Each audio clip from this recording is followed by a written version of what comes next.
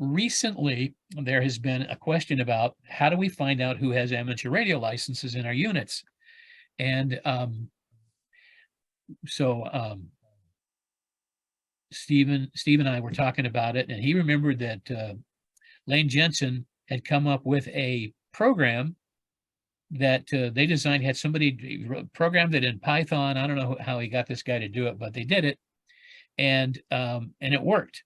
The problem back then was that you could not get copies of the membership list in your ward or your stake, because it's very closely guarded, and you couldn't do that. So guess what? Check this out. This is really cool. If you go to your LDS.org account online, which is now Church of Jesus Christ of Latter-day Saints, you can get an account, you can sign on, and you can go to your ward or your stake. I can get, my ward here, or I can get the whole stake here, entire stake, right? Mm-hmm. And this, I'm going to go back to Claremont because that's going to be better for my demonstration. You see all these names here? Yeah. You know what copy and paste is? Well, guess what? You can do that now. You can copy all the people in your ward and paste it into a spreadsheet. There's another site you can go to that lets you look up amateur radio operators by zip code. Oh, yeah. So let me go to the spreadsheet. Oh, wait a minute. I want to go back to zip code. Most wards, most units have multiple zip codes, but in my ward, 92117 is a zip code. Show me all the hams at 92117. Check it out. There they are. They're all in 92117. So since I'm not really very good at programming, I needed to figure out another way to make this work without programming. So I can copy all of these. And then and there are a lot. I mean, there are. In this area here, there are a lot of amateur radio operators. 300. Wow. Above average number. A lot of it has to do with military who live here. All right, so I'm going to copy this. Then I'm going to go to my spreadsheet. I'm going to go here and I'm going to paste it.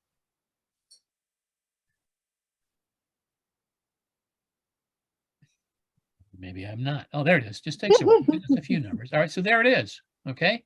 Yeah. And in column B are the names. So I'm going to go down to the bottom here. And then I'm going to go over to the website, the church website with all these names, and I'm going to copy them.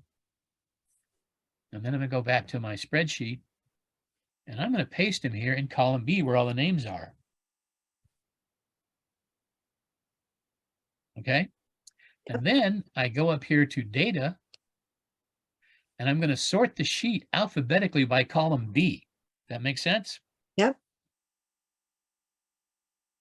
And guess what? This is what happens.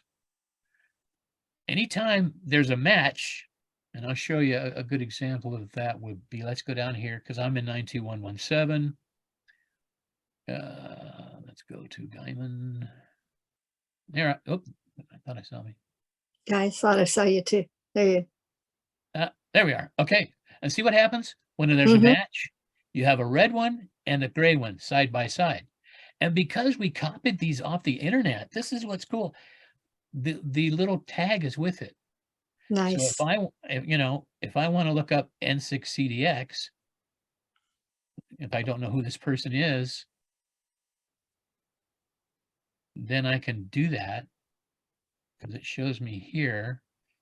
When I click on it, it takes me back to the first website that we started at, and it gives all the information about me. That's great. Where I live, and it's really cool because we copied it from the internet. It keeps that tag with it. And it only works if you go to the ham radio website first and paste it, and then it does something to the spreadsheet that when you copy from the internet the numbers of the ward from from your les.org account, Yeah. then it'll keep that tag too. But it won't Nice. do that if you do it the other way around. I don't know why. So what that means, if I go here, see, I get the link to go to to my Word directory, how I'm listed in the Word directory. It goes right to me. Wow. And the internet's a little slow tonight. So that's pretty cool, I think. Yeah. Yeah. Now, here's the problem with it. That it only, let's say I got licensed somewhere else and moved into my ward or whatever, the stake, and I still have the address from where I was licensed. It's not going to show up that way. But I did find a place where I can get all of the amateur radio operators that are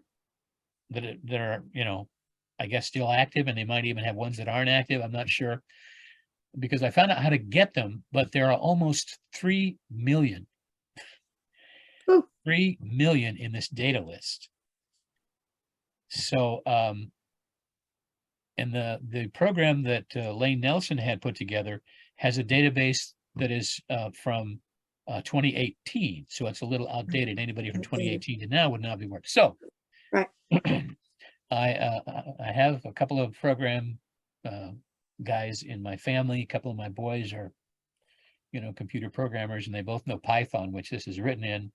So I'm going to see if I can cajole them into taking this new data set and putting it in and see if it works. I've tried a little bit working with it, but the spreadsheet just goes almost 3 million. I don't think so.